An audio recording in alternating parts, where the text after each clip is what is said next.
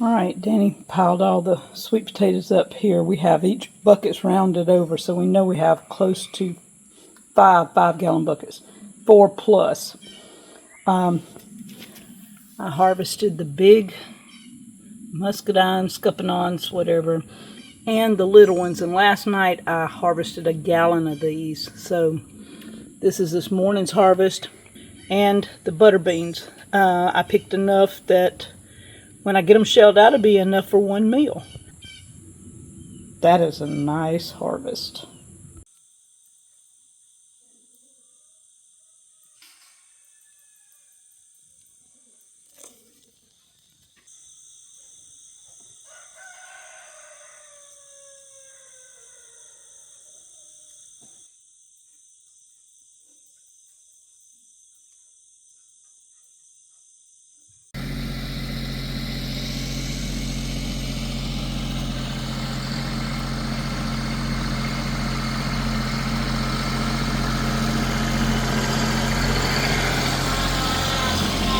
Breaking it.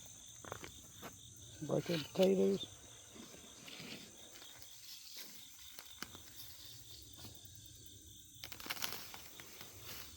Nice.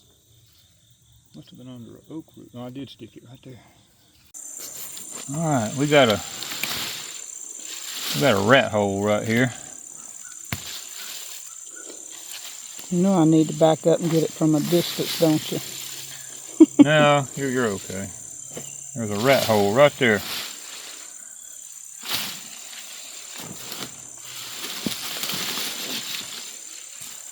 I bet he, let's see, did he eat all our taters? Eat the taters under that one. Now, that's kind of strange. Get out here where maybe I won't.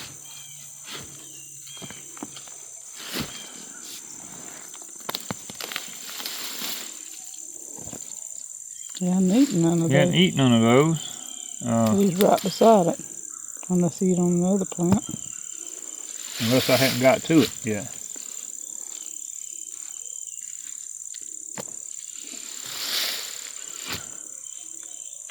Oh, I stuck my fork in it. A big tater down. Oh, it's down deep. The right side of it. He had a hole going down to it. He didn't. Is that where he was? No, eating? that's where my fork. Well, is that your fork or is that? No, that's where he eat because it's done starting to try to rot. Well, that was dirt falling. I was fixing to say I'm fixing to run. Yeah, he went right down to that tater and eat a little place on the side right there because that's kind of wet and slimy. My fork wouldn't be wet and slimy if it was my fork. Your fork hit the end. My fork hit up here, yeah. That right there is kind of wet. He was working on it. Yeah, he right there on that side right there. Maybe we detoured him for that. Well, we got that tater before he got it anyway. But I just happened to see it when I was pulling chamber bitter. Okay.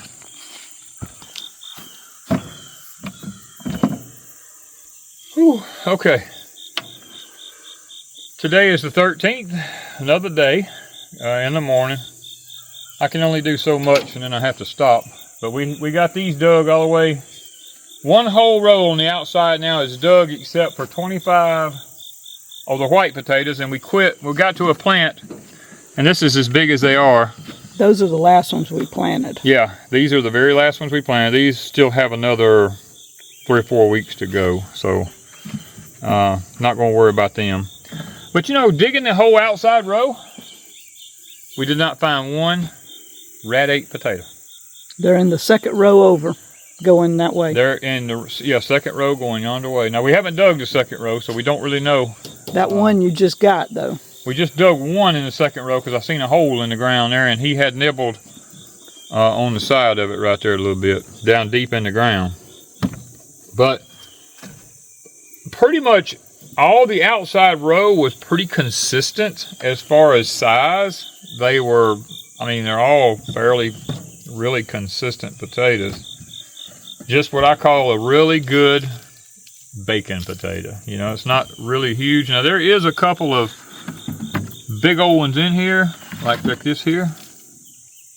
That's a That we've got quite a few that size. Yeah, there's quite a few of them in there like that. So, I mean, here's one of them over here, you know, big old tater. But a majority of them is like this here. Now, the big ones are the ones I'm canning. Stuff like this here, we throw this stuff in the buckets too. This will go to the cows. They love these little sweet potatoes like this. Good treat for them. We don't really have a use for them like that. We try not to waste them. And some goes to the rabbits. You know, the rabbits love them. I keep a bucket in the barn, and every time we dig potatoes, I go up there and I'll take some like these and I'll pitch them over in the bucket so that they have a storage way ahead of time. So, guys, years ago, I don't even know how many years ago it's been now. Probably, what would you say, 6 years ago, maybe? 8 or more. Probably 8.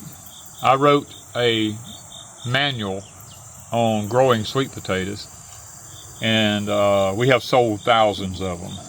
And people have emailed back and stuff like that, wrote letters and things talking about thank you for showing us how to do this without having to worry about, you know, if you can't find slips, then where to purchase, and you can't afford to purchase slips, you know, how to go about raising your own, and the process of growing them in containers, fields, everything. The book's full of pictures, definite explanations for everything.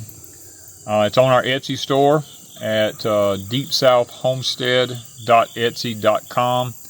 Not only is there a sweet potato book that I've wrote, there's one on English or green peas or English peas. There's one on carrots that I've wrote there. We've sold them by the thousands, and people have wrote back and they have really enjoyed the books. So, and they are a binder type thing. You can stick them in a notebook binder. And in the future, as I get time, I'm thinking about writing maybe a few more so that someone who orders can have a whole binder full of vegetables out of the garden and how to raise them. Now, not everything that I put in there will probably work for your climate, but the general principle will work anywhere in the United States. So, I actually think about writing one on okra since this has done so well this year. I mean, lots of people having trouble growing okra, and I did for a long time till I figured out the secret. Now, once I figured the secret out, I mean, our okra we hardly ever have a problem anymore. So, it's already hot. Look, it's only 7:30, and it's already screaming hot out here. Humidity is just, it's crazy. We have that storm out in the... Well, guys, it's so frustrating. All we heard on the weather was we're going to have a tropical system moving in here. We're going to have a tropical system. It's headed for the mouth of the Mississippi, from Gulfport, Mississippi to the mouth of the Mississippi River. And it's going to dump tons of rain in here on everybody. And Wanda and I were panicking because we have all these sweet potatoes out here.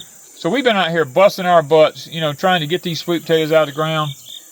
And it didn't even happen. We got a sprinkle yesterday. It sprinkled yesterday evening. We have gotten no wind. Out of the last 2 tropical systems, we've gotten no wind, no rain. I mean, you can see how dirt. Look at it's powder. It's just, look at that. I mean, ain't hardly no moisture in the ground. And it's just getting where, and it's not the weather people's fault, I guess you could say, because everything is so manipulated now. They're doing the best they can do with the instruments and, you know, all the stuff that they have. But it's just frustrating to put those scare things out there. And I get it. They're trying to warn the people. And one day, it'll happen. When people least expect it, they'll go, oh, it's not going to happen. And then it'll end up being like it was when Katrina come through here and hit us, you know.